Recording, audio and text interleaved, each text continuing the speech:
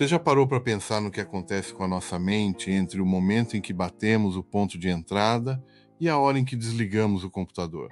Durante muito tempo, a psicologia olhou para a relação entre o ser humano e o trabalho, focando apenas nas doenças que o ambiente profissional causava. Mas a verdade é que o trabalho não produz apenas adoecimento. Ele também pode ser fonte de identidade, prazer e realização. No vídeo de hoje, vamos entender como a antiga psicopatologia do trabalho se transformou na psicodinâmica do trabalho, cunhada por Christophe Dejours, e explorar conceitos fundamentais como sofrimento no trabalho. Vamos falar sobre a diferença entre o trabalho prescrito e o real e como essa teoria se aplica à nossa realidade atual de metamorfoses no trabalho. Para entender onde estamos, precisamos voltar um pouco no tempo, ativamente buscando a origem dessa transição. Até meados da década de 1970 e início dos anos 1980, predominava o campo da psicopatologia do trabalho. O foco era essencialmente clínico e epidemiológico. Buscava-se identificar quais doenças mentais específicas eram causadas por determinados tipos de trabalho. O olhar estava centrado no diagnóstico do indivíduo doente. No entanto, o médico e psicanalista francês Christophe Dejours percebeu algo intrigante. Diante de condições de trabalho extremamente desgastantes ou perigosas, a maioria dos trabalhadores não enlouquecia. Pelo contrário, as pessoas desenvolviam estratégias para continuar funcionando e mantendo a sanidade. Foi aí que ocorreu a virada conceitual para a psicodinâmica do trabalho. A pergunta deixou de ser apenas por que as pessoas adoecem no trabalho, e passou a ser como as pessoas conseguem resistir ao adoecimento e manter o equilíbrio psíquico apesar das pressões? A psicodinâmica passa a olhar para a relação viva, dinâmica e conflituosa entre a organização do trabalho e a estrutura psíquica do trabalhador. Dentro dessa nova visão, Dejours nos mostra que o trabalho nunca é neutro para a psique.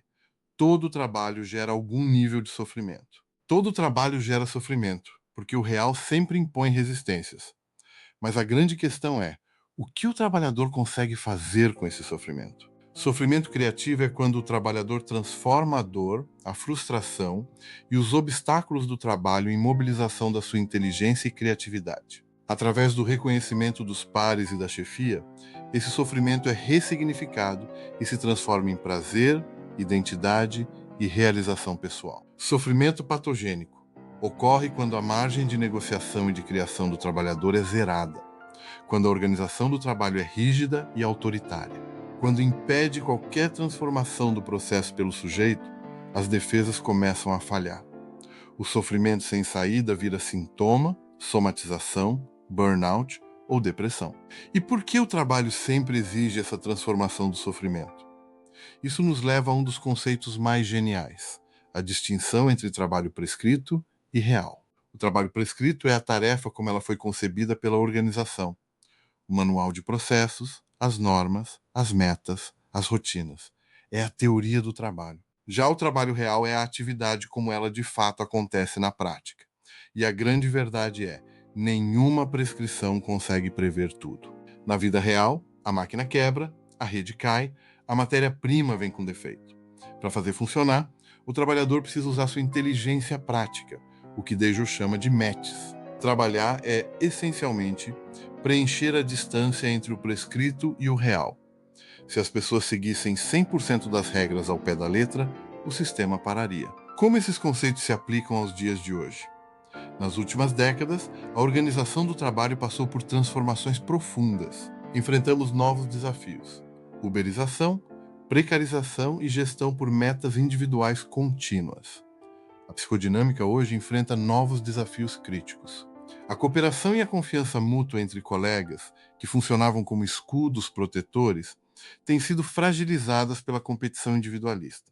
A avaliação individualizada gera um sentimento constante de insuficiência e culpa ao isolar o desempenho sem considerar os imprevistos do real. A hiperconexão diluiu as fronteiras entre a vida profissional e pessoal, tornando mais difícil o desligamento psíquico necessário para a restauração da saúde. A saúde mental no trabalho não é uma questão puramente individual de resiliência. É uma questão política. Precisamos resgatar a cooperação e o espaço de fala. Entender a psicodinâmica do trabalho é perceber que trabalhar não é apenas cumprir tarefas. É um ato de construção de si mesmo e de inserção social. Quando a organização nega a subjetividade humana, ela adoece o trabalhador. Quando abre espaço para a criação, o trabalho recupera sua função emancipatória. Se você gostou dessa análise, deixe seu comentário. Não se esqueça de curtir o vídeo e se inscrever no canal. Até o próximo vídeo.